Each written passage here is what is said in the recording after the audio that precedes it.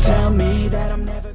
Halo semua, salam sejahtera Malaysia. Selamat datang ke channel Fels Lifestyle. Saudara-saudara, dengan apa yang berlaku terhadap Tan Sri Muhyiddin Yassin, didakwa di bawah kes rasuah Jana Wibawa dan didakwa sekali lagi berkaitan dengan siasatan isu 3R. Nah, apa yang berlaku kepada Muhyiddin Yassin? Ini satu keputusan terkini berkaitan dengan 4 pertuduhan Jana Wibawa ke atas Muhyiddin. Dikongsikan melalui artikel Harapan Daily bertarik 11 September. Ini pasti satu berita buruk untuk Muhyiddin Yassin, untuk Bersatu dan untuk Perikatan Nasional. 4 pertuduhan Jana Wibawa ke atas Muhyiddin kekal. Nah, saudara-saudara, kalau benar di dalam perkara ini, di dalam kes ini Muhyiddin Yassin dapati bersalah, adakah beliau berisiko untuk hilang gelaran Tan Sri, hilang gelaran ataupun jawatan sebagai ahli parlimen, sebagai presiden Bersatu, sebagai pengerusi Perikatan Nasional. Karena ini menjadi satu contoh yang tidak baik untuk bagi seseorang pemimpin yang pernah menjadi Perdana Menteri. 4 pertuduhan salah guna kuasa berkaitan program Jana Wibawa ke atas mantan Perdana Menteri Tan Sri Muhyiddin Yassin dikekalkan oleh Mahkamah Rayuan. 4 pertuduhan ini membabitkan salah guna wang bernilai RM232,5 juta. Panel Mahkamah Rayuan telah menolak permohonan semakan keputusan awal dan telah mengembalikan semula pertuduhan jenayah.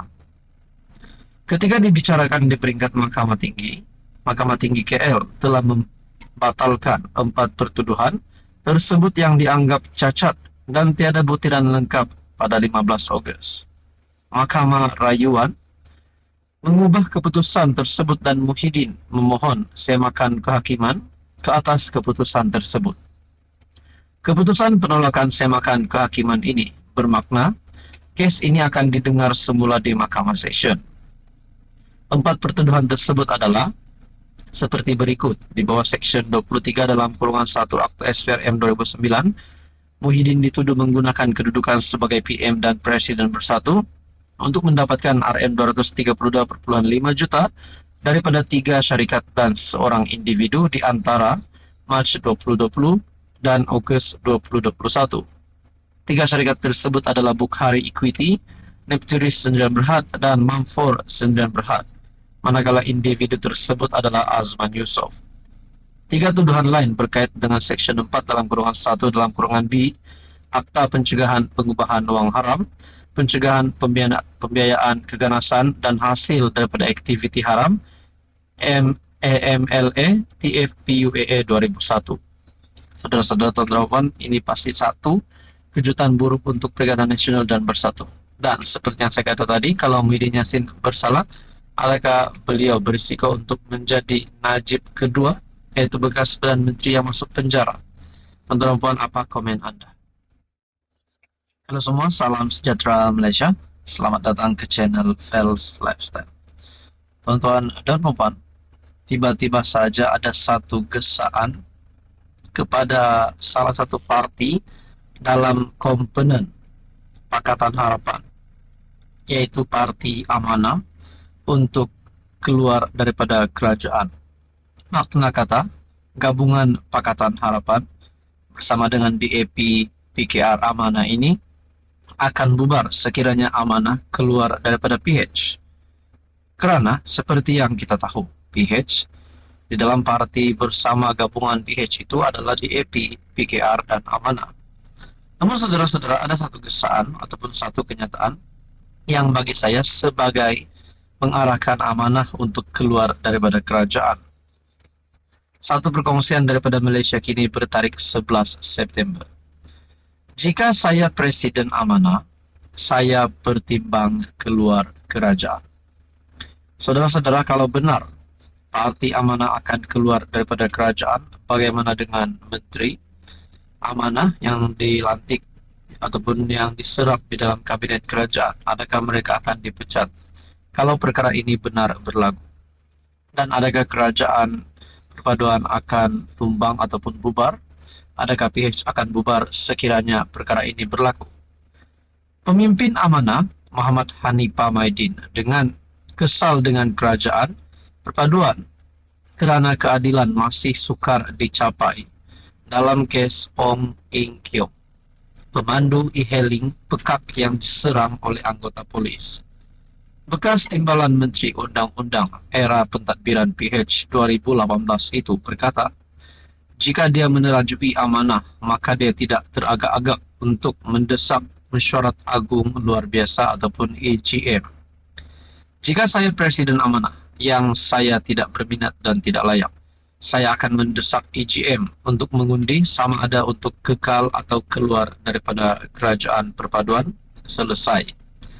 Jika saya pegawai negara yang saya tidak berminat dan tidak layak, saya akan mendakwa pelaku jenayah yang didakwa tanpa takut atau pilih kasih, insya-Allah, katanya kepada Malaysia Kini.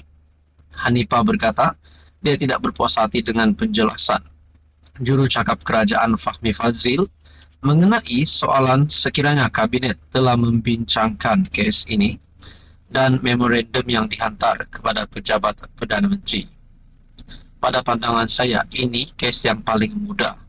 Terdapat seorang pesalah yang didakwa, terdapat seorang mangsa yang disahkan, terdapat undang-undang yang jelas, terdapat seorang Perdana Menteri yang telah mengisytiharkan kepada seluruh dunia, kerajaan baru akan mempertahankan dan menegakkan kedaulatan undang-undang. Terdapat seorang pegawai negara yang diamanahkan untuk membawa pesalah yang didakwa ke mahkamah. Hanifah yang mengulas tuntutan dalam memorandum yang dihantar ke PMO tersebut berkata tidak perlu PM untuk menubuhkan Suruhanjaya Siasatan. Saudara-saudara, berkaitan dengan ini, kenyataan daripada pemimpin amanah Muhammad Hanifah, di mana beliau kesal dengan tindakan kerajaan berkaitan dengan kes Ong Eng Kiong, iaitu pemandu e-hailing yang pekak yang diserang oleh anggota polis.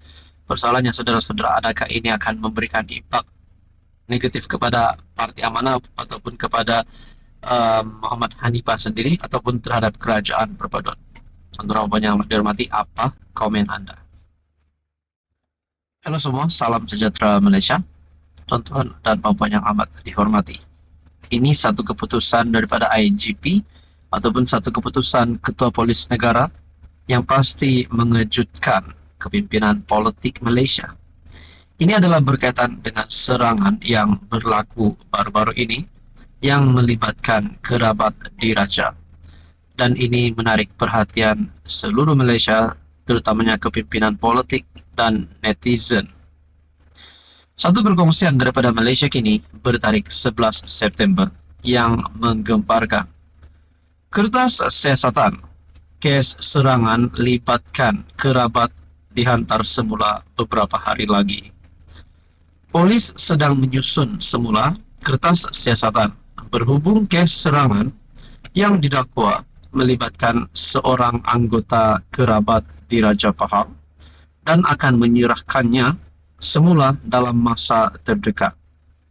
Ketua Polis Negara Razarudin Hussain Dipetik bernama berkata, polis telah menyerahkan kertas siasatan kepada Jabatan Peguam Negara, tetapi ia dipulangkan semula kepada polis untuk siasatan lanjut. Kertas siasatan itu telah dipulangkan untuk siasatan lanjut. Kita juga telah mengambil tindakan dan mungkin dalam tempoh 3 hingga 4 hari siasatan selesai dan kita akan serahkan semula untuk tindakan selanjutnya, katanya pada sidang media di Ibu Pejabat Polis Kontingen Pahang di Kuantan. Malaysia Kini melaporkan pekerja pembinaan jalan sebelum ini, alias Awang 44 tahun, mendakwa telah ditikam dan ditembak oleh sekumpulan 20 orang, termasuk seorang anggota kerabat di Raja Pahang. Kejadian itu didakwa berlaku di sebuah kandang kuda di Kuantan pada 6 Jun. Susulan laporan Malaysia Kini, Tengku Mahkota Pahang Tengku Hasanal Ibrahim Alamsyah menitahkan polis menjalankan siasatan yang adil dan telus. Tengku Hasanal menegaskan ahli kerabat diraja juga tidak terkecuali daripada undang-undang.